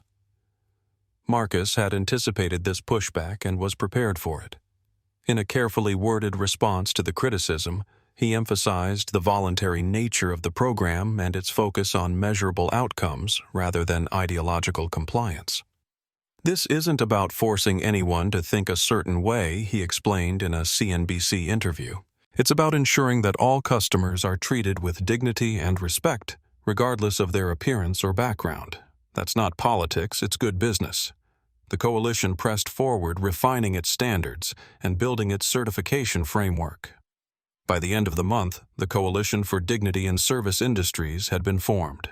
Charter members included TransContinental Airlines, Pinnacle Hospitality Group, 3 major retail chains, 2 banking institutions, and a leading restaurant group. The coalition's first act was to establish a certification program called Dignity Assured with clear standards and independent verification. Companies seeking the certification had to implement specific training programs, establish transparent complaint procedures, conduct regular audits, and submit to mystery shopper-style testing. The initiative gained traction quickly, despite the vocal opposition. Consumers began looking for the Dignity Assured seal when making travel and accommodation choices. Companies that had initially hesitated found themselves at a competitive disadvantage. 6 months after the incident, the certification had become a recognized industry standard. TransContinental, as the catalyst for the movement, was held up as a model of corporate responsibility and accountability. Howard Davidson, once a reluctant participant forced by circumstance to embrace change, had become one of its most vocal advocates. In a keynote speech at an industry conference, he candidly addressed the transformation. "Let me be clear," he told the audience of airline executives. "We didn't do this because we suddenly had a moral epiphany. We did it because a 17-year-old girl refused to surrender her dignity and her father had the power to hold us accountable. But what began as a response to a crisis has become a cornerstone of our corporate identity. And the data shows it's not just the right thing to do, it's good business. He presented statistics showing increased customer satisfaction, improved employee retention, and even marginal improvements in on-time performance since the new protocols were implemented. When you treat people with dignity, all people regardless of appearance, background, or status, they respond in kind. Our crews report fewer conflicts, our customer service lines receive fewer complaints, and our passengers express greater loyalty to our brand. As Davidson spoke, Marcus Roberts sat in the back of the auditorium listening. He hadn't been invited officially, but he had wanted to hear firsthand how TransContinental was presenting its transformation. After the speech, Davidson spotted him and approached, hand extended. "Marcus, I didn't know you'd be here. Just keeping an eye on things," Marcus replied, shaking his hand. "Good speech. Honest. How's Nia doing?" "She's excelling at Horizon. Her neural interface project is evolving in some interesting directions." Davidson nodded. The scholarship program in her name has already awarded its first round of grants. 10 young women who might be the next generation of Nia Robertses. "That's good to hear," Marcus said. "Keep it up, Howard. We're watching." "I know," Davidson replied, a hint of a smile on his lips. "That's the point, isn't it?" Nia stood at the front of the conference room at Horizon Applied Sciences, her presentation slides displayed on the large screen behind her. 3 months into her fellowship, she was delivering her first progress report to the board of directors and key investors. Her neural interface prototype had evolved significantly from the version she had carried onto Flight 457. The hardware was more streamlined, the software more responsive, the applications more diverse. As you can see from the data, she explained, gesturing to a graph showing brainwave patterns. The interface can now distinguish between 87 distinct thought patterns with 95% accuracy. This represents a 32% improvement over our initial baseline. She clicked to the next slide showing a detailed diagram of the neural interface hardware. We've miniaturized the quantum processing core to just 3 mm square, allowing for nearly invisible placement behind the ear. The chip uses a proprietary algorithm that analyzes delta, theta, alpha, beta, and gamma waves simultaneously, creating a multi-dimensional neural signature that's unique to each thought pattern.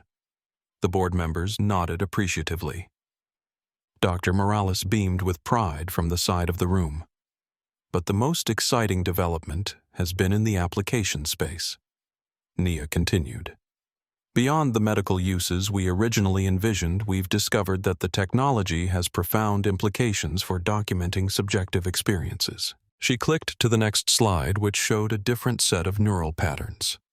These are the brainwave signatures associated with experiencing bias and discrimination.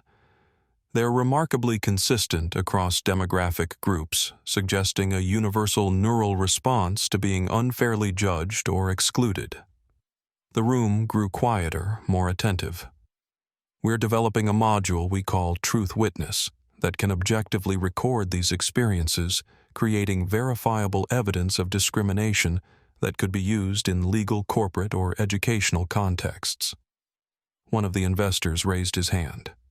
What inspired this direction, Miss Roberts Nia paused for a moment. Personal experience. 3 months ago, I was nearly removed from a flight based on false accusations.